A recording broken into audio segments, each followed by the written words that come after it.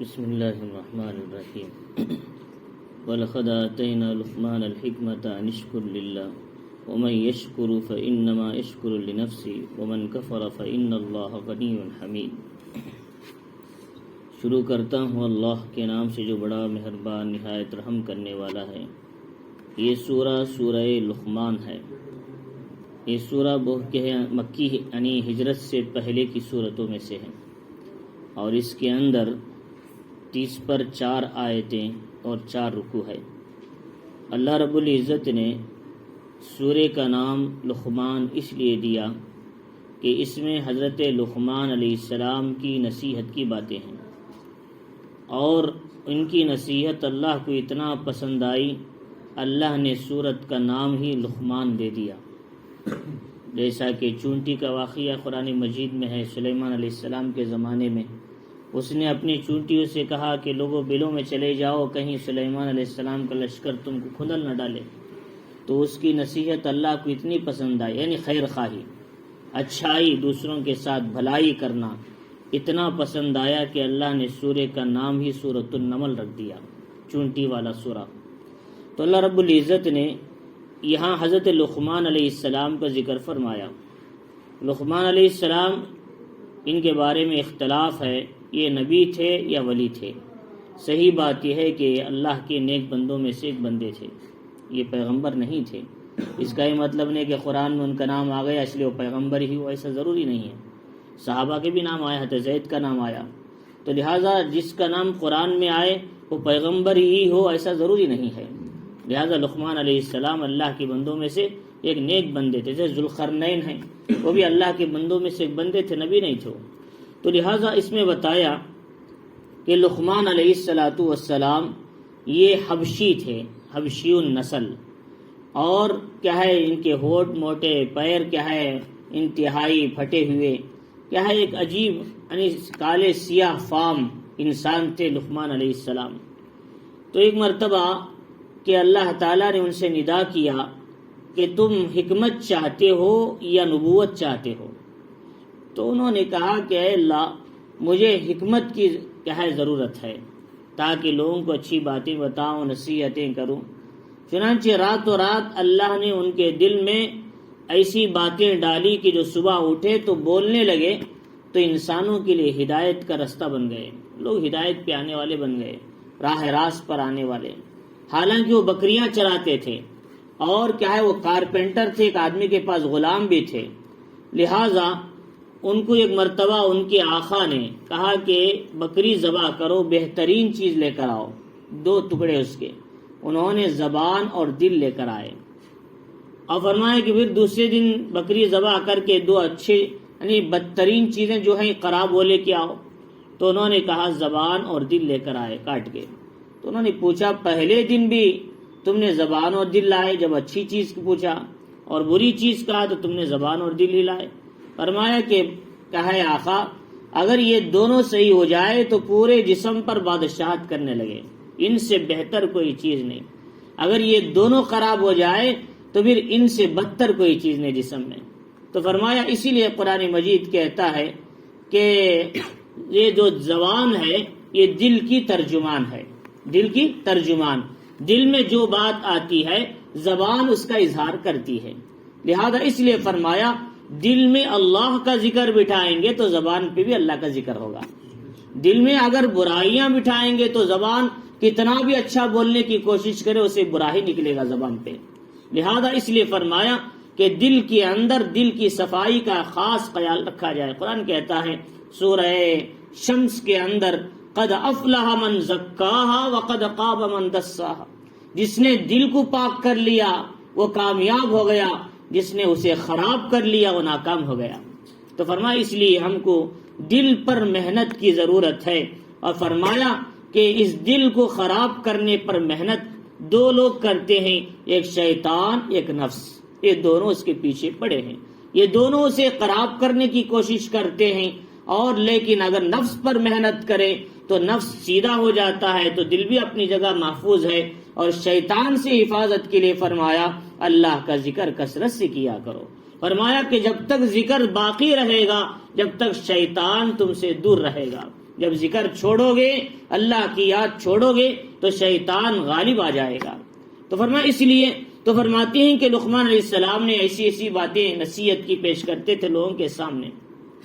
ایک مرتبہ ایک چرواہے نے آ کر کہا کہ کیا بات ہے کہ لوگ تمہاری باتیں اتنا سنتے ہیں اور اتنی آپ کے پاس مجمع ہوتا ہے، حالانکہ آپ بکریاں چرانے والے چرواہے ہیں۔ فرمایا ہاں کہ اگر تم بھی چند باتیں اس پہ عمل کرو تو لہٰذا تمہیں بھی یہ مقام مل سکتا ہے۔ ان میں پہلی بات یہ ہے، فرمایا کہ انہوں نے سب سے پہلی بات جو بتائی کہ وہ یہ کہ اپنی آنکھوں کی حفاظت کرو، اپنی آنکھ سے غلط نہ دیکھو، اپنی آنکھ سے غلط کیا ہے باتوں کو اپنے دل میں نہ بٹھاؤ، اور دوسرا ہے کہ زبان کی حفاظت کرو، زبان کو بند رکھو ہمیشہ، سوائے اچھی بات کے کوئی بات نہ ہو۔ تیسرا ہے کہ فرمایا حلال کھاؤ، اور چوتھا ہے کہ بے فائدہ لغو باتوں سے اپنے آپ کو بچائے رکھو، اور پانچواں یہ کہ کیا ہے فرمایا کہ ہمیشہ سچ بولو، چھٹا یہ کہ وعدہ خلافی نہ کرو، اور ساتواں یہ کہ تم پڑوس کے ہے ساتھ احترام کرو، اس کی حفاظت کرو، چھٹا یہ کہ مہمان کی کا اکرام کیا کرو۔ فرمایا کہ یہ اسی طریقے سے کیا ہے 8 و 9 بات یہ ہے کہ بے فائدہ باتوں اور کاموں کے پیچھے نہ پڑو، بلکہ جو ضرورت کی ہے انہی باتوں کو کیا کرو۔ یہ چند باتیں ہیں، اگر تم بھی اسے اپنا لو تو اللہ تمہارے دل میں بھی حکمت کی باتیں ڈالتے چلے جائے گا۔ تو لہذا اس لیے فرمایا کہ یہ وہ باتیں ہیں انسان اس سے اللہ کی حکمت کی باتوں کو دل میں اتارتا ہے۔ ہماری زبان ہی زیادہ چلتی ہے، فرمایا جس کی وجہ سے ہمارے گناہ ہی زیادہ ہوتے ہیں۔ فرمایا قیامت کے دن جہنم میں سب سے بڑا طبقہ صرف زبان کی کرتوت پر جائے گا۔ محمد الرسول اللہ صلی اللہ علیہ وسلم نے فرمایا کب الناس فی النار الا حصائد السنتہم، جہنم میں بڑا طبقہ اوندے منہ گرے گا صرف ان کے زبان کی باتوں کی وجہ سے۔ غیبت، چغلی، دوسروں کے اچھالنا، دوسروں کی بے عزتی کرنا، فرمایا دوسروں کی جاسوسی کرنا، فرمایا یہ سب اپنے کو جہنم تک لے جانے والی ہے۔ یہ حقوق العباد ہے۔ حقوق اللہ جتنا اہم ہے اس سے بھی زیادہ اہم حقوق العباد ہے، اگر اس میں گڑبڑ ہے تو ہم جنت میں ہرگز نہیں جا سکتے۔ تو فرمایا اس کے بعد اللہ تعالیٰ فرما رہی لقمان علیہ السلام کو ان باتوں کو سکھانے پر، یہ حکمت کی باتیں دینے پر کیا ہے اللہ تعالیٰ نے کہا لقمان کہ تم شکر ادا کرو۔ اللہ تعالیٰ کا اصول یہ ہے جب بھی کوئی نعمت دیتے ہیں اللہ تقاضا کرتے ہیں شکر کرو۔ حضرت داؤد علیہ السلام سے کہا کہ ہم نے تمہارے لیے لوہے کو نرم کر دیا، تمہارے لیے ساری چیزیں آسان کر دیا، تم آرام سے ہاتھ میں دباؤ لوہا، موم کی طرح ہو جیسے چاہے پگھلا لو، آٹے کی طرح جیسے چاہے پھیر لو، اور اس سے زیرے بناؤ بیچو، تمہارے لیے آسان کر دیا ہم نے۔ بہت سی نعمتیں اللہ نے ان کے لیے دے دیا تھا، اور پھر کہا اعملوا آل داؤد شکرا، اے داؤد میرا شکر ادا کرنے کے لیے عمل کیا کرو۔ فرمایا اللہ نے شکر کا تقاضا کیا۔ حضرت موسیٰ علیہ السلام کو کتاب دی اللہ تعالیٰ نے، فرمایا یا موسیٰ انی اصطفیتک برسالاتی و بکلامی فخذ ما آتیتک وکن من الشاکرین۔ موسیٰ علیہ السلام میں نے تمہیں پسند کیا اپنے کلام کے لیے، اپنے سے بات کرنے کے لیے، میں تمہیں کتاب تورات دی، اسے لو اور اسے پڑھو اور اس پر اللہ کا شکر ادا کرتے رہو، وکن من الشاکرین، شکر کرنے والوں میں سے ہو جاؤ۔ تو اللہ ہر نبی کو تقاضا کیا نعمت کے ملنے پر شکر ادا کرو۔ تو لہذا اسی طریقے سے لقمان علیہ السلام سے کہا کہ تم شکر ادا کرو۔ وَلَقَدْ آتَيْنَا لُقْمَانَ الْحِكْمَةَ، ہم نے لقمان علیہ السلام کو حکمت عطا کی۔ انشکر للہ، کہا کہ تم اللہ کا شکر ادا کرو۔ اور شکر کس لیے ادا کرنا؟ اللہ کے، ہمارے شکر کرنے سے اللہ کی ذات میں کوئی اضافہ نہیں ہوتا، اور ہمارے ناشکرے بننے سے اللہ کی ذات میں کوئی کمی نہیں آتی۔ اللہ اپنی جگہ وراء الورا ہے، اللہ کسی کا محتاج نہیں۔ فرمایا اس لیے شکر کس لیے کرنا؟ ہماری ذات کے فائدے کے لیے، اللہ کی نعمتوں کی حفاظت کے لیے ہم اللہ کا شکر ادا کریں گے، نعمت باقی رہے گی اور نعمت میں اضافہ ہوتا چلے جائے گا۔ اگر ناشکری کریں گے نعمت ختم ہوگی، اللہ کا عذاب آ جائے گا۔ فرمایا ما یفعل اللہ بعذابکم ان شکرتم وآمنتم وکان اللہ شاکرا علیما، اللہ تعالیٰ تمہیں عذاب کیوں دے گا؟ اگر تم شکر گزاری کرو، ایمان لاؤ اللہ پر، تو اللہ تعالیٰ تمہارے شکر کی قدردانی کریں گے۔ اللہ تعالیٰ قرآن میں فرما رہے تو لہٰذا اس لیے فرمائے کہ وَمَن يَشْكُرْ فَإِنَّمَا يَشْكُرُ لِنَفْسِهِ، جو شکر کرے گا اپنی ہی ذات کے فائدے کے لیے شکر کرے گا۔ اب فرمایا وَمَن كَفَرَ فَإِنَّ اللَّهَ غَنِيٌّ حَمِيدٌ، جو ناشکری کرے اللہ تو بے نیاز ہے اور قابل تعریف ہے، وہ کسی کا کوئی محتاج نہیں ہے۔ اللہ کے لیے پوری دنیا شکر گزاری کر رہی ہے، یہ پرندے اللہ کا ذکر کر رہے ہیں، درخت اللہ کا ذکر کر رہے ہیں، پہاڑ جمادات نباتات اللہ کا ذکر کر رہے ہیں، انسان کا اللہ تعالی محتاج نہیں ہے۔ تو لہٰذا اس لیے کہنا کہ میں عبادت گزار بن جاؤں، میں اطاعت والا بن جاؤں تو اس لیے اللہ کا مقام بڑھ جائے گا، ہرگز نہیں ہے، یہ اپنی ذات کے فائدے کے لیے۔ اور اس کے بعد یہ بتایا تو انہوں نے پہلی نصیحت کیا کیا لقمان علیہ السلام نے، فرمایا توحید کی حفاظت کیا کرو۔ وَإِذْ قَالَ لُقْمَانُ لِابْنِهِ وَهُوَ يَعِظُهُ يَا بُنَيَّ لَا تُشْرِكْ بِاللَّهِ، انہوں نے اپنے بیٹے کیا ہے ساران ان کا نام تھا یا ماسان تھا، انہوں نے اپنے بیٹے سے کہا نصیحت کرتے ہوئے، اے بیٹا لا تشرک باللہ، اللہ کے ساتھ کبھی شرک نہ کرنا۔ کہ شرک کیا ہے کہ آدمی اللہ تعالیٰ کے لیے جو صفات ہیں اٹھا کر کسی انسان کو ثابت کر دے۔ مثلا اولاد دینے والے اللہ ہیں، کسی انسان سے اولاد مانگ لینا۔ مثلا کیا ہے رازق رزق دینے والے اللہ ہیں، رزاق، کسی اور سے کہہ دینا کہ ہمارے رزق کا انتظام کرو۔ لہذا عبادت اللہ کی جاتی، کسی اور کے سامنے سر جھکانا۔ فرمایا اسی طریقے سے ایسے بہت سے قسمیں ہیں جسے فرمایا آدمی مشرک بن جاتا ہے۔ اللہ سب گناہوں کو معاف کرتے ہیں لیکن مشرک کو معاف نہیں کرتے۔ تو لہذا اس لیے فرمایا کہ آدمی شرک سے بچے، اور اسی کو قرآن میں الذین آمنوا ولم يلبسوا ایمانہم بظلم اولئک لهم الامن وهم مہتدون، جو لوگ ایمان لائے لیکن اس ایمان کو ظلم کے ساتھ نہیں ملایا۔ ظلم کے ساتھ نہ ملانے کا کیا مطلب ہے؟ صحابہ اکرام نے پوچھا، محمد الرسول اللہ صلی اللہ علیہ وسلم نے فرمایا ظلم الشرک، فرمایا ظلم یہ ہے کہ انسان ایمان بھی اللہ پر لائے اور دوسرے کو بھی اللہ کے ساتھ شریک ٹھہرائے، فرمایا شرک ہے۔ فرمایا جب ہم نے اللہ کو رازق سمجھا، مشکل کشا اللہ کو سمجھا، حاجت روا اللہ کو سمجھا، تو پھر ہم اپنی حاجتیں کسی غیر کے سامنے پیش کریں تو پھر ہمارا ایمان کہاں باقی رہا؟ فرمایا یہ ایمان کے ساتھ شرک اور ظلم کو ملانا ہے۔ فرمایا اگر جب تک ہمارا ایمان ظلم کے ساتھ محفوظ رہے گا، ظلم سے شرک سے، جب جا کر ہم امن میں اور ہدایت یافتہ بن کر رہیں گے۔ قرآن کہتا ہے اولئک لهم الامن وهم مہتدون۔ تو لہذا اس کے بعد یہ بتایا اللہ تعالیٰ نے تو پہلی بات کیا نصیحت کی، فرمایا اسی کو قرآن آگے کہا ان الشرک لظلم عظیم، شرک کیا ہے؟ یہ بڑا ظلم ہے، اس سے انسان کو بچنے کی سخت ضرورت ہے۔ تو یہ پہلی نصیحت کے بعد اللہ نے بیچ میں ایک اور بات بتائی۔ کیا بات ہے؟ یہ نصیحت کے بعد بیچ میں ٹھہرا کر دیے، بیچ میں ایک اہم بات بتائے۔ وہ بات یہ ہے کہ انسان اپنے ماں باپ کی خدمت کرتا ہے، ماں باپ کی محبت اپنی جگہ، ماں باپ کی قدر اپنی جگہ، ان کا احترام اپنی جگہ، لیکن ماں باپ بھی اگر تمہیں شرک کی دعوت دے تو پھر ماں باپ کی بات سننے کی بھی اجازت نہیں ہے۔ قرآن کہتا ہے ہاں اگر ماں باپ مشرکی ہیں ان کا ادب کرو، احترام کرو، ان کے کھانے کا انتظام کرو، کپڑے کا انتظام کرو، لیکن ان کے شرکیہ کام میں تم ساتھ نہیں دے سکتے اگر تم مومن ہو۔ یہ قرآن کہتا ہے۔ فرمایا وَوَصَّيْنَا الْإِنسَانَ بِوَالِدَيْهِ، ہم نے انسان کو نصیحت کیا اس کے ماں باپ کے بارے میں۔ حملتہ امہ وہنا علی وہن، اس کی ماں نے اس بچے کو 9 مہینے اپنے پیٹ میں رکھا، تکلیف پر تکلیف اٹھا کر۔ یہ کیوں بول رہے ہیں اللہ تعالیٰ؟ تاکہ بندہ بچہ اللہ اپنے ماں باپ کی قدر کرنے والا بنے، ان کا احترام کرنے والا بنے۔ فرمایا وَفِصَالُهُ فِي عَامَيْنِ، پھر 2 سال تک رات دن ایک کر کے ماں نے اسے دودھ پلایا، بڑا کیا۔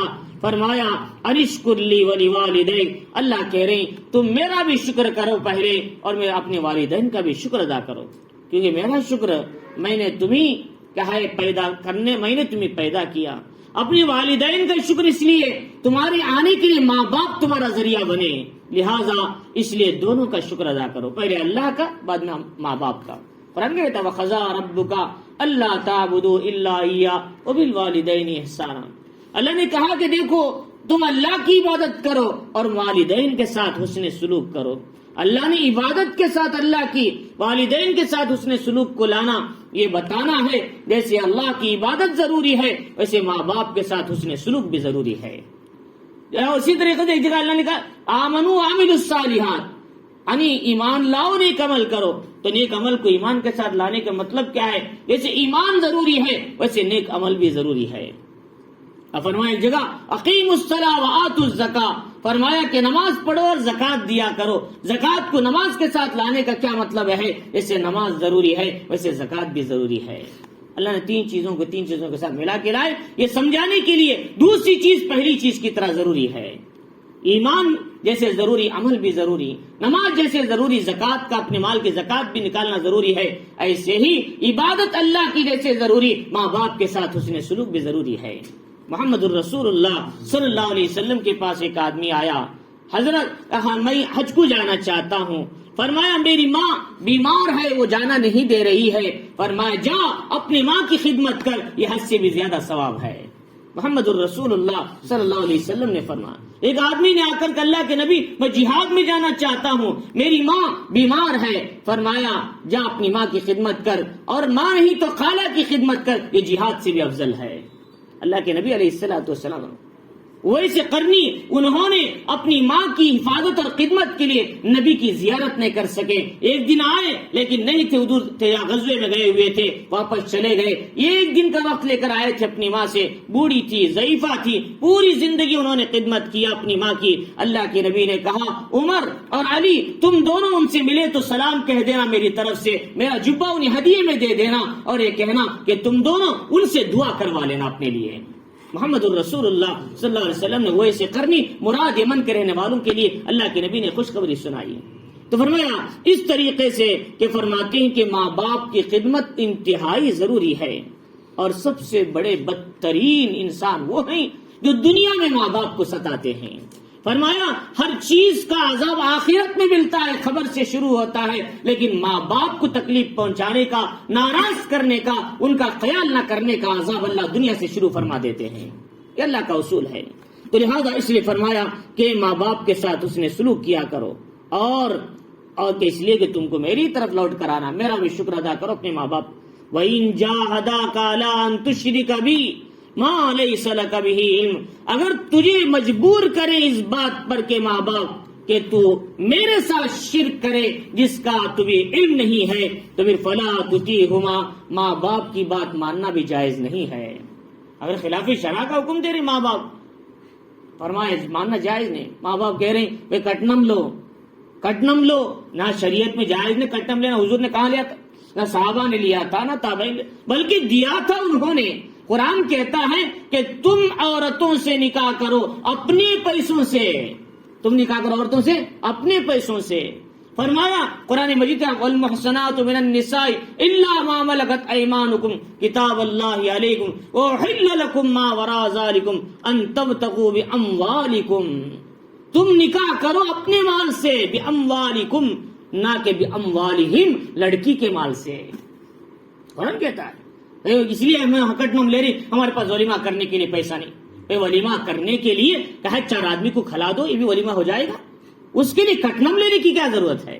فرمایا ولیمہ کرنے کے لیے محض اپنے گھر کے 10 آدمی کو کھلا دو، ولیمہ ہو گیا. اس کے لیے عالی شان کرنے کے لیے کٹنم لے کے حرام کام کر کے کہا یہ کام کرنا، وہ دعوت کہاں سے درست ہے؟ فرمایا اس لیے ہمیں اس سے بچنا. ان تبتغوا باموالکم، قرآن کہتا ہے تم اپنی بیویوں کو تلاش کرو، ان سے نکاح کرو، اپنا مال دے کر، مہر بھی تم دو، ولیمہ بھی اپنے مال سے کیا کرو. قرآن کہتا ہے ان تبتغوا باموالکم. تو لہٰذا اس لیے فرمایا کہ اگر ماں باپ تمہیں خلاف شرع کاموں کا حکم دے، ہرگز ماننے کی اجازت نہیں ہے. ہم یہ کہیں گے ناراض پورے خاندان والے ہو جائے، ماں باپ بھی ہو جائے، کوئی مسئلہ نہیں. میرے نزدیک اللہ اس کے رسول کی محبت ماں باپ کی محبت سے بھی زیادہ بڑھ کر ہے. یہ اپنے دل کے اندر بٹھا لے. یہی تو تھا حضرت ابو بکر صدیق رضی اللہ عنہ. اللہ کے نبی حکم دے میرے والد کو کیا ہے ان کو کیا ہے قتل کر دیں. اسی طریقے سے کئی صحابہ اکرام نے جنگ کے میدان میں کہا میرے والد کو کیا ہے قتل کر دو، حکم دو. اللہ کے نبی نے کہا ایسا نہیں ہے، بلکہ انہیں ہدایت اللہ تعالیٰ ہدایت دے سکتے ہیں، ان کی اصلاح کرو. اور یہ صحابہ اکرام کا جذبہ تھا. اللہ اس کے رسول کے سامنے کسی کی کوئی نہیں سنتے تھے. جو حضور کے خلاف آتے تھے ان کی گردن اڑانے میں بھی دیر نہیں کرتے تھے، اگرچہ کے ماں باپ، اگرچہ کے اپنے رشتہ دار ہیں. کیونکہ اس لیے کہ وہ شریعت کے خلاف جا رہے ہیں. اللہ اس کے رسول کے خلاف جا رہے ہیں، اس کی بالکل اجازت نہیں ہے۔ لہذا جیسا کہ حضرت عبداللہ ہیں، ابی ابن سلول نے حضور کو کہا یہ تو ذلیل ہیں، انہوں نے مدینے میں تلوار لے کے کھڑ گئے ابی ابن سلول کے سامنے، جب تک تم نہیں کہو گے نبی عزت والے ہی تم ذلیل ہو، تمہیں مدینے میں جانے کی اجازت نہیں ہے۔ پھر باپ نے کہا کہ میں مانتا ہوں میں ذلیل ہوں، نبی عزت والے ہیں، جب جا کر اندر جانے کی اجازت دی، ورنہ انہیں وہیں پر گردن اڑانے کے لیے تیار تھے۔ تو یہ تھے ذات صحابہ اکرام جنہوں نے شریعت کو سامنے رکھا، اور فرمایا آج ماحول اور معاشرہ یہ کہ ہمیں سمجھتے ہیں کہ وہ ناراض ہو جائے، یہ ناراض ہو جائے، جس کی وجہ سے ہم ماننا پڑ رہا ہے اور غلط باتوں کو بھی مان رہے ہیں۔ فرمایا شریعت نے اسے سختی سے منع کیا۔ فرمایا کہ یہ صرف شرکیہ بات نہیں ہے، ہر خلاف شرع کام میں اس بات کو ذہن میں رکھنا ہے۔ ہاں اگر ماں باپ اچھی باتوں کا حکم کر رہے ہیں، ہم کو بھی ماننا ہے، اور کہ ہمارے دوسروں کو بھی ماننا ہے، بہت ہی ضروری بات ہے۔ فرمایا فلا تطیعہما وصاحبہما فی الدنیا معروفا، لیکن ماں باپ ہیں، اپنی جگہ ہیں، تمہیں شرک کا حکم نہیں دیتے اور تمہارے ساتھ رہتے ہیں، اگرچہ کہ انہوں نے اسلام قبول نہیں کیا، تم نے اسلام قبول کیا۔ فرمایا اپنے کفر و شرک میں کی حالت میں رہنے والے ماں باپ کے ساتھ بھی اچھا سلوک کیا کرو، یہ اسلام کا تقاضا ہے۔ محمد الرسول اللہ صلی اللہ علیہ وسلم کے پاس کیا ہے، حضرت اسماء کی والدہ آئی۔ حضرت اسماء ایک بیوی سے تھے، حضرت عائشہ ایک بیوی سے تھی، حضرت ابوبکر دو بیٹیاں تھیں۔ تو وہ پہلی بیوی سے تھی حضرت اسماء، وہ جو تھی وہ کافرہ تھی۔ اسلام آنے کے بعد ابو بکر نے اسلام کافر ہونے کی وجہ سے ان کو چھوڑ دیا۔ ظاہر بات ہے اسلام آنے کے بعد کفریہ ماحول میں رہنے والی عورتوں کو چھوڑنا پڑتا ہے، پھر نکاح ٹوٹ جاتا ہے ان کا اسلام لانے کے بعد، چنانچہ ان کو چھوڑ دیا۔ وہ کہیں حضرت اسماء کے پاس مدینہ آئی، اس لیے تاکہ وہ ان کی مدد کر سکے۔ محمد الرسول اللہ صلی اللہ علیہ وسلم کے پاس حضرت اسماء آئی، انہوں نے کہا اللہ کے نبی میری کو جو مشرکہ والدہ ہے مجھ سے مدد مانگ رہی، کیا ان کی مدد کر سکتے ہو؟ نبی نے کہا ضرور کرو، تمہاری ماں تو ہے وہ مشرک ہو تو کیا ہے، لیکن مدد تو کرنا، ان کی مدد کرنا چاہیے، ان کے ساتھ اچھا سلوک کرنا چاہیے، اب لیکن ان کی شرکیہ باتوں میں ان کی اطاعت نہیں کرنا کبھی بھی۔ فرمایا وصاحبہما فی الدنیا معروفا، فرمایا کہ ان دونوں کے ساتھ دنیا میں اچھے طریقے سے پیش آؤ۔ فرمایا واتبع سبیل من اناب الی، اور اتباع کرو اس شخص کی جو میری طرف رجوع ہوتا ہے، ایمان والا ہے، توحید والا ہے، اس کی اتباع کرو، کفر شرک کی اتباع مت کیا کرو۔ ثم الی مرجعکم فانبئکم بما کنتم تعملون، اللہ کہتے ہیں تم سب کو بھی میری طرف آنا ہے، میں تم کو بتاؤں گا جو کچھ تم کیا کرتے تھے۔ لہذا ایک صحابی تھے حضرت سعد رضی اللہ تعالیٰ عنہ، سعد ابن مالک غالباً تھے، انہوں نے اسلام لائے حضور صلی اللہ علیہ وسلم کے زمانے میں۔ فرماتے ہیں یہ آیت میرے بارے میں نازل ہوئی، صحابی فرماتے انہوں نے اسلام لائے تو ان کی ماں کافرہ تھی، ابھی اسلام نہیں لائے تھی، تو ان کی ماں کو سخت تکلیف پہنچی۔ انہوں نے کہا کہ سعد کہ تم نے کیا نیا دین قبول کر لیا، جب تک تم یہ دین نہیں چھوڑو گے میں کھانا بھی نہیں کھاؤں گی، پانی بھی نہیں پیوں گی۔ انہوں نے ایک دن ہو گیا، 2 دن ہو گیا، 3 دن ہو گیا، لوگوں نے تانا دینے لگے حضرت سعد کو، کیا ہے تم اپنی ماں کو بھوکا مارو گے، اپنی ماں کو ختم کر دو گے ایسے ہی؟ انہوں نے کہا 3 دن کے بعد انہوں نے اپنی ماں کے سامنے جا کر کہا ماں کہ تمہاری قدر کرنا، احترام کرنا میری ذمہ داری ہے، لیکن ایک بات ذہن میں رکھیں، تمہاری ایک جان نہیں 100 جانیں بھی ہوتی میں اسے قربان کرنے کے لیے تیار، لیکن نبی کا دین چھوڑنے کے لیے تیار نہیں ہوں۔ یہ محمد الرسول اللہ صلی اللہ علیہ وسلم کے صحابہ تھے، تو انہوں نے اسلام نہیں چھوڑا، آخر مجبور ہو کر نہ کھانا کھا لی، لیکن اسلام نہیں چھوڑا۔ لہٰذا ذرا حالات آتے ہی ہم اسلام سے پھسل جاتے ہیں، حالات آتے ہی معاشرے کو دیکھتے ہیں، شریعت کو نہیں دیکھتے، یہ تو ہمارے حال ہے۔ تو لہٰذا جم کر رہو شریعت پر، انشاءاللہ دنیا کی طاقتیں ہمارے سامنے جھکیں گی اور نہ ماننے والے بھی ایک دن راضی ہو جائیں گے، یہ اللہ کا اصول ہے۔ حدیث شریف میں آتا ہے محمد الرسول اللہ صلی اللہ علیہ وسلم نے فرمایا اللہ کو راضی کرنے کے لیے کسی کو ناراض کرتا ہے اللہ بھی راضی ہوں گے، اور جسے ناراض کیا وہ بھی راضی ہو جائیں گے، ایک نہ ایک راضی ہو جائیں گے۔ لیکن اللہ کو ناراض کر کے کسی کو راضی کیا، فرمایا اللہ تو ناراض ہے ہی ہے، جسے راضی کیا ایک دن وہ بھی ناراض ہو جائیں گے، یہ اصول ہے اللہ کا، اور میں اپنے آنکھوں سے دیکھا ہے۔ تو لہٰذا اس لیے فرمایا کہ اللہ کی رضا کے لیے کوئی حق بات بولنے میں ڈرنے کی ضرورت نہیں۔ اور اس کے بعد یہ بتایا دوسری بات، حضرت لقمان علیہ السلام نے یہ بیچ میں جملہ معترضہ تھا، پہلی نصیحت شرک سے بچو، دوسری نصیحت فرمایا کہ دیکھو اللہ کی ذات اتنی باریک بھی ہے، کوئی بھی نیک عمل کرو ذرہ برابر بھی یا کوئی بھی چیز ہو، چاہے کسی پتھر کے اندر محفوظ ہو یا زمین کے اندر ہو، آسمان کے کسی کونے میں ہو، اللہ کی ذات اسے بھی لے آتی ہے اور دیکھتی ہے۔ اللہ کتنی باریک بھی ہے، قرآن کہتا ہے۔ فرمایا اس لیے اللہ تعالیٰ 24 گھنٹے ہمیں دیکھ رہا ہے، اس کا احساس رکھ کر زندگی گزارو، اسی کا نام تقویٰ ہے۔ تقویٰ اس کا نام نہیں آدمی گدڑی پہن لے اور ہاتھ میں تسبیح رکھے اور اچھے کپڑے پہن لے اور سر جھکا کر چلے، اس کا نام تقویٰ نہیں ہے۔ تقویٰ ہے کہ انسان ہر قدم پر دیکھے میرا قدم اللہ کے حکم پر جا رہا ہے یا اللہ کے حکم کے خلاف جا رہا ہے، یہ نبی کے طریقے پر جا رہا ہے، نبی کے طریقے کے خلاف جا رہا ہے، اور میرا اللہ مجھے دیکھ رہا ہے۔ 50-60 سال زندگی کے بعد مجھے رب کے سامنے جانا ہے، وہاں جواب دینا ہے، اس احساس کے ساتھ زندگی گزارنے کا نام تقویٰ ہے۔ فرمایا حضرت ابی بن کعب سے حضرت عمر نے پوچھا تقویٰ کس کا نام ہے؟ حضرت عمر رضی اللہ تعالیٰ، کانٹے دار درختوں کے بیچ میں سے تم جا رہے ہیں، چھوٹا سا رستہ ہے، ادھر بھی کانٹے ادھر بھی کانٹے، اور تم پتلا مل کا کپڑا پہنے ہوئے ہو، تم جاتے ہو کس طرح بچ کر جاتے ہو، کہیں کپڑے کو کانٹا لگے تو پھٹ نہ لے، کس احتیاط کے ساتھ جاتے ہو۔ ویسے دنیا میں دنیا کے رنگ رنگیلیوں، یہاں کے عیش و آرام سے بچ کر اور شریعت کے مطابق زندگی گزارنا ڈر ڈر کر، اس کا نام تقویٰ ہے۔ ابی بن کعب نے کہا، تو لہٰذا اس لیے فرمایا کہ اللہ کہہ رہے ہیں کہ تمہارے ہر عمل کو ہم دیکھ رہے ہیں، ہر عمل کو، بلکہ تمہارے جو شہرت ہے اس سے بھی زیادہ قریب ہمارا علم ہے، ہم دیکھ رہے ہیں۔ فرمایا یا بنی، اے بیٹا، انہا ان تک مثقال حبۃ من خردل، فرمایا اگر کوئی دانہ رائی کے دانے کے برابر بھی کسی پتھر کے اندر ہو جائے، فرمایا یا پھر آسمان میں یا زمین میں، او فی السماوات و فی الارض یاتی بہا اللہ، اللہ کی ذات اسے بھی دیکھ رہی ہے۔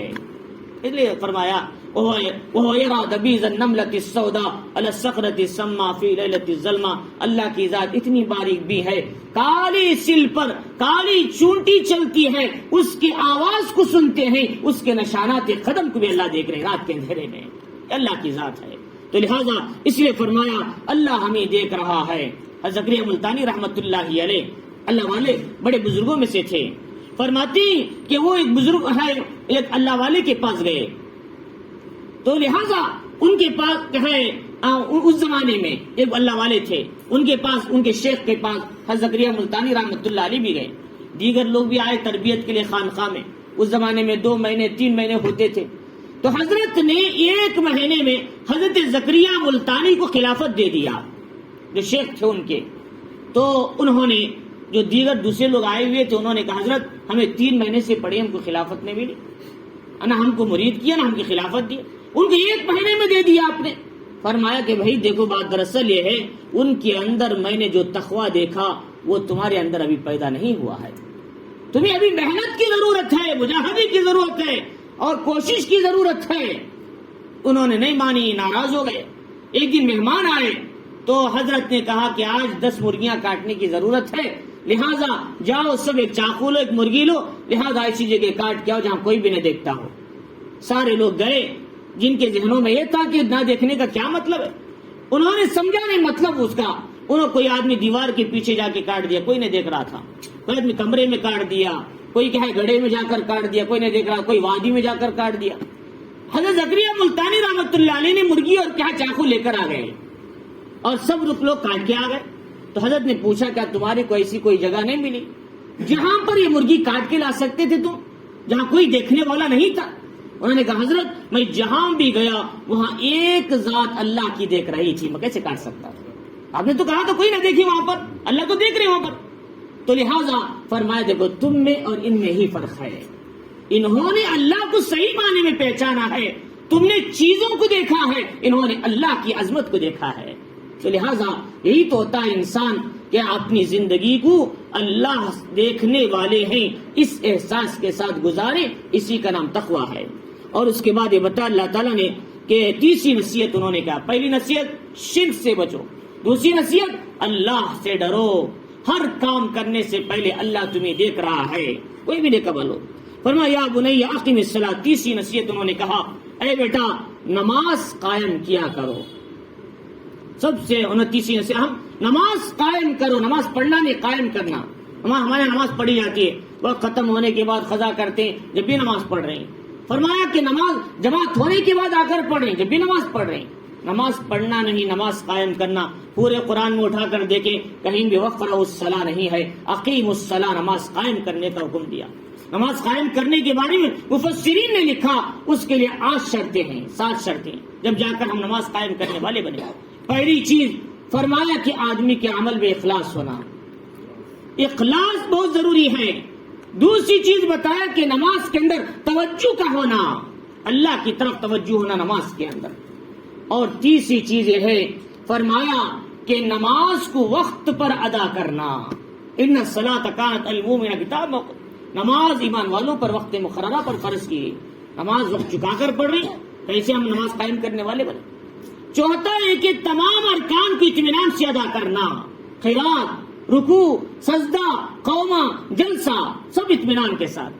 فرمایا اسی طریقے سے 5ویں چیز یہ ہے آدمی نماز میں خشوع اور خضوع کا رکھنا، جسم ظاہری جسم کو اطمینان کے ساتھ رکھنا، پورے اطمینان کے ساتھ کھڑا کرنا، ایسے ہلنا نہیں ہے یہود کی طرح. فرمایا آدمی اطمینان کے ساتھ کھڑے رہنا. اور اسی طریقے سے بتایا کہ نماز کے پورا ہونے میں سے یہ چیز بھی ہے، فرمایا کہ آدمی نماز کو پابندی کے ساتھ ادا کرنا. ایسا نہیں کہ آج پڑھے کل چھوڑ دی، کل پڑھے پرسوں چھوڑ دی، کل صبح پڑھے تو پرسوں نظر نہیں. لیکن ایسا ہوا فجر بھی پڑھے، اشراق بھی پڑھے، تہجد دوسرے دن کچھ بھی نہیں پڑھے. فرمایا یہ اللہ کو پسند نہیں. احب الاعمال الی اللہ ادومها وان قل، اللہ کو پسندیدہ اعمال وہ ہے جو پابندی سے کیا جائے اگرچہ کہ تھوڑا ہے، اللہ کو پسندیدہ ہے. اور 7ویں چیز فرمایا کھانے کو حلال بنانا. یہ اہم چیز ہے پوری عبادتوں میں، کھانے کو حلال بناؤ. حلال کھانا کھانے سے ہماری نماز کے اندر اثر پیدا ہوتا ہے، جب جا کر ہم نماز قائم کرنے والے بنے. ہم کہتے ہیں کہ ہماری نماز میں ہمیں لذت ہی نہیں، ہم نماز پڑھتے ہیں بے چینی ہوتی ہے، جلدی باہر جانا دل چاہتا ہے، اس لیے کہ ہم نے اپنے کھانے کو حلال نہیں بنایا. فرمایا اس کا اثر ہے، اس لیے ہمیں اطمینان نہیں مل رہا، نمازوں میں لذتوں میں نہیں مل رہا. قرآن کیا کہتا ہے؟ یا ایھا النبی، کہ ہے اے نبی، اے انبیاء کہ تم پاکیزہ کھانا کھاؤ. کلوا من طیبات ما رزقناکم واشکروا للہ، اللہ کا شکر ادا کرو. اور یہ اچھا کھانا کھانے پر، حلال کھانے پر اللہ شکر کی توفیق دیتے ہیں، حرام کھانے پر شکر کی توفیق کبھی نہیں ملتی. علماء نے لکھا ہے. تو لہٰذا اس لیے فرمایا کہ ہمیں اپنے کھانے کو حلال بنانا. اور یہ اہم باتیں ہیں ہماری نماز کو قائم کرنے میں، ان صفات کو اپنی زندگی کے اندر لانا ہے. اور اس کے بعد یہ بتایا دوسری بات، وَأْمُرْ بِالْمَعْرُوفِ. جب ہم نے خود نماز پڑھ لی، روزہ رکھا، زکوٰۃ دیا، حج کیا، دین پر چلے، ایک اپنی فکر، ایک پوری امت کی فکر کرنا. فرمایا لہذا ہم اپنی فکر کے ساتھ چاہے دوسروں کے ایمان کی، اعمال کی بھی فکر کرنا ہماری ذمہ داری ہے. فرمایا وَأْمُرْ بِالْمَعْرُوفِ، جو تم نے دین پر چل رہے ہو، جو تم نماز پڑھ رہے ہو، بیٹا اس نماز کی دعوت دوسروں کو بھی دینا، اچھائی کا حکم کرنا. فرمایا برائیوں سے روکنا. یہ جب تم بھی اپنی فکر اور انسانیت کی فکر کرو گے، یقینی بات ہے لوگوں کی طرف سے آئیں گی مصیبتیں، گالیاں، برا بھلا، تکلیفیں، اور ایسے حالات میں صبر سے کام لینا یہ ہمت کے کاموں میں سے ہے. یہ محمد الرسول اللہ صلی اللہ علیہ وسلم کی سنت ہے. حضرت نوح علیہ السلام دعوت دینے کے لیے تو کیا بولا؟ اے نوح ہم تم کو گمراہ سمجھتے ہیں. انہوں نے کہا میں گمراہ نہیں، اللہ کا پیغمبر ہوں. حضرت ہود سے کہا ہم تم کو بیوقوف سمجھتے ہیں. انہوں نے کہا میں بیوقوف نہیں، میں اللہ کا نبی ہوں. انہوں نے اس انداز سے ان کو جواب دیا، نرمی کے ساتھ، اچھائی کے ساتھ. تو لہٰذا اس لیے فرمایا جب بھی ہم دین کی دعوت دیں گے، ایک دو آدمی سامنے والے ملیں گے، وہ ایسی ویسی باتیں کریں گے، اس پہ صبر کرنا یہ انبیاء علیہ السلام کی سنت ہے. لہذا اس لیے فرمایا لقمان نے فرمایا کہ دیکھو بیٹا جب تم دین کی فکر کرو، خود ہی اپنی ذات کی، دوسروں کو دعوت دو، تو دعوت دینے کے بعد حالات آئیں گے، اس پر صبر کرنا تمہاری ذمہ داری ہے. کہ ان ذالک من عزم الامور، یہ ہمت کے کاموں میں سے ہے. محمد الرسول اللہ صلی اللہ علیہ وسلم نے مکے کی 13 سالہ زندگی میں مار کھایا، تکلیفیں اٹھائی، کچرا ڈالا گیا، کیچڑ اٹھالا گیا، کپڑے پھاڑے گئے، گالیاں دی، منہ پہ تھوکا گیا. نبی نے ان سب کو برداشت کیا. اٹھا کر دیکھے حیات الصحابہ کے اندر حضرت یوسف جی رحمۃ اللہ علیہ مستقل باب باندھا ہے، باب الشدائد فی سبیل اللہ کے راستے میں اس نے کیا کیا تکلیفیں اٹھائی. تو لہٰذا حضور صلی اللہ علیہ وسلم کے بارے میں آتا ہے ایک دن حضور اچھے کپڑے پہن کے گئے اور کیا آپ کے کپڑوں پر کچرا ڈالا گیا. اور کیچڑ اچھالا گیا اور کہے تھوکا. اللہ کے نبی ظہر میں آئے تو آپ کے کپڑے پورے غلیظ ہو چکے تھے. حضرت زینب نے کپڑوں کو دھویا, رونے لگی, ورنہ بیٹا پریشان نہ ہو, تیرے نبی تیرے ابا کا دلایا ہوا دین پورے عالم میں پہنچ کر رہے گا. فرمایا اس طریقے سے حضور صلی اللہ علیہ وسلم نے برداشت کیا. لہذا آج ویسا کوئی نہیں ہے, مارنے والے, کچا ڈالنے والے, ہاں ایک دو باتیں سامنے والے کی طرف سے ہو جاتی ہیں اور میں نے خود سنا ہے ایسی باتیں, لیکن ہم نے صبر کیا اس راستے میں. میں نے خود دیکھا ہے کئی لوگوں نے گالیاں بھی دی اور برا بھلا بھی کہا, لیکن ہم نے صبر کے ساتھ آگے بڑھے ان کو دین کی بات بتا کے. اور اس کے بعد یہ بتایا, فرماتے ہیں جو 5ویں نصیحت میں ہے کہ ہم بات ہے, فرمایا کہ تم جب کوئی آدمی سے ملاقات کرو تو منہ موڑ کر ملاقات نہ کیا کرو. ولا تسیر قدک للناس, فرمایا اپنے گال کو لوگوں کے لیے نہ پھیلا. مطلب سعیر کہتے ہیں آدمی کے گردن یوں پھر جاتی ہے. جب عام طور پر سیر جو کہتے ہیں اونٹ کے گردن میں بیماری پیدا ہوتی ہے, اس کی گردن پھر جاتی ہے. انسان جب کسی سے ملتا ہے اس کے اندر فخر ہے, تکبر ہے, کیا کرتا ہے, یوں ملتا ہے ادھر دیکھتے ہوئے. فرمایا بہت غلط بات ہے کہ جب بھی کسی سے ملو سامنے دیکھتے ہوئے کچھ پیشانی سے ملو. یہ محمد الرسول اللہ صلی اللہ علیہ وسلم کی سنت ہے. فرمایا کہ کسی آدمی کو خندہ پیشانی سے سامنے دیکھ کر ملاقات کرنا, فرما یہ بھی صدقے کا ثواب ملتا ہے, اس میں بھی صدقہ ہے, اللہ کے نبی نے فرمایا. اور فرمایا ولا تمشی فی الارض مرحا, زمین میں اکڑ کر مت چل, تکبرانہ چال مت چل, بلکہ اس انداز سے چل اللہ بھی راضی رہے, نبی بھی راضی رہے. یہ طریقہ چلنے کا ہے. حضور چلتے تھے ایسے گویا آپ ڈونل میں جا رہے ہیں, قدم قریب قریب رکھ کے کہے آپ نرمی کے ساتھ جا رہے ہیں, ایک دم سستی بھی نہیں ایک دم تیزی بھی نہیں, درمیانے انداز کے ساتھ. فرمایا کہ اس لیے کہ اکڑ کر چلنا اللہ کو پسند نہیں ہے. ان اللہ لا يحب كل مختال فخور, اللہ تعالیٰ ہر فخر کرنے والے, تکبر کرنے والے, اترانے والے کو اللہ پسند نہیں کرتے. کیوں؟ تکبر اللہ کی صفت ہے, اس لیے کہتے ہیں اللہ کے پاس ساری چیزیں ہیں, ایک چیز نہیں اللہ کے پاس. لوگوں نے پوچھا کیا چیز نہیں ہے؟ اللہ کے پاس کیا ہے؟ محتاجگی نہیں ہے. فرمایا اللہ کے پاس کیا ہے نیاز مندی نہیں ہے, اللہ کسی کے سامنے جھکتے نہیں. اللہ المتکبر ہے, اللہ جبار ہے, اللہ قہار ہے, اللہ کسی کے سامنے جھکتے نہیں, اللہ تو قہار ہے. وہ صفت انسان نہیں اپنانا, انسان اپنائے گا تو تباہ ہو جائے گا. جیسے شیطان نے تباہ اپنایا انا بول کر, وہ تباہ ہو گیا, قیامت تک کے لیے محروم ہو گیا. اگر انسان بھی یہ کام کرتا ہے تو ہلاک ہو جاتا ہے. اسے فرمایا کہ اس دعوت کے کام میں خصوصاً داعی کو چھوٹا بن کر چلنے کا حکم دیا. چھوٹا بن کے چلو, انا سے دور رہو. اور اس کے بعد یہ بتایا کہ خاص طور سے ایک اہم نصیحت میں فرمایا کہ تم اپنی چال کو درمیانہ بناؤ, نہ تیز نہ ہلکی, اور اپنی آواز کو پست رکھو. اتنا آواز سے بھی نہ پکارو کہ لوگوں کو دیکھنے والے سمجھے کیا لڑائی ہو رہی ہے. درمیانی انداز کے ساتھ بات کرو, آواز کو پست رکھو. ان انکر الاصوات لصوت الحمیر, اس لیے کہ آوازوں میں سب سے بری آواز گدھے کی آواز ہے. فرمایا آواز سے چیخنے کو گدھے کی آواز کے ساتھ تشبیہ دی گئی. یہ سب معاشرتی زندگی کی نصیحتیں تھی. لقمان علیہ السلام نے بتایا, ایک تو حقوق اللہ, دوسرے حقوق العباد. ایک تو شرک سے بچو, سب سے بڑا گناہ ہے.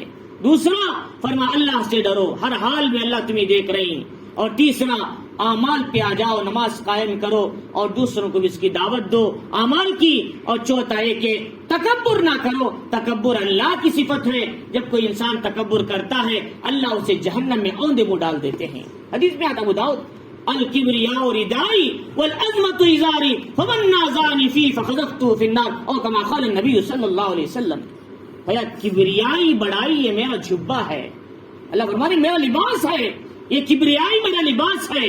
الکبریاء ردائی میری چادر ہے, والعظمت ازاری, اور عظمت میری جو شرائی ہے. فرمایا یہ اللہ تعالیٰ مثال کے طور پر سمجھا رہی, ورنہ اللہ کے جھبا کیسا ہے, اللہ کے شریعت کے اس میں پڑھنے کی ضرورت نہیں. تو فرمایا یہ مثال کے طور پر, فرمایا جو کوئی اس صفت کو لینا چاہے گا, چھیننا چاہے گا, میں اسے اوندے منہ جہنم میں پہنچا دوں گا.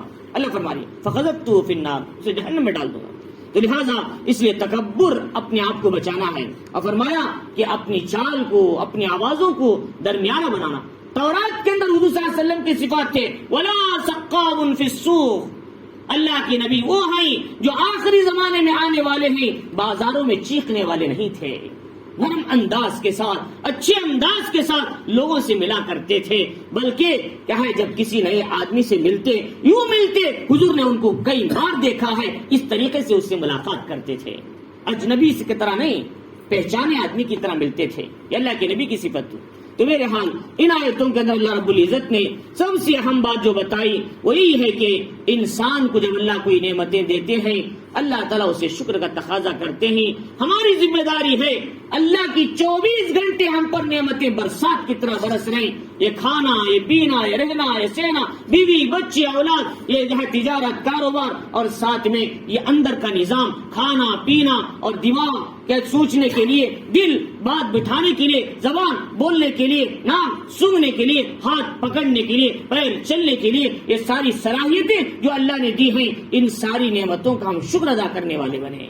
موسیٰ علیہ السلام نے پوچھا اللہ شکر کیسے ادا کرنا؟ فرمایا جب تم مجھے یاد کرتے رہو گے میرا شکر ادا ہوگا، جب تم مجھے بھول جاؤ گے، غفلت کی زندگی گزارو گے تو سمجھو کہ تم ناشکری کر رہے ہو۔ فرمایا اپنی زندگی کو غفلت سے نکالیں، شکر گزاری کے اندر۔ اور دوسری بات یہ بتائی شرک سے بچیں، اور اس کے ساتھ ساتھ معاشرتی زندگی کی تمام باتوں پر زندگی گزارنا ہے۔ اللہ تعالیٰ ہمیں ان باتوں کو سمجھنے، اس پر عمل کی توفیق عطا فرمائے۔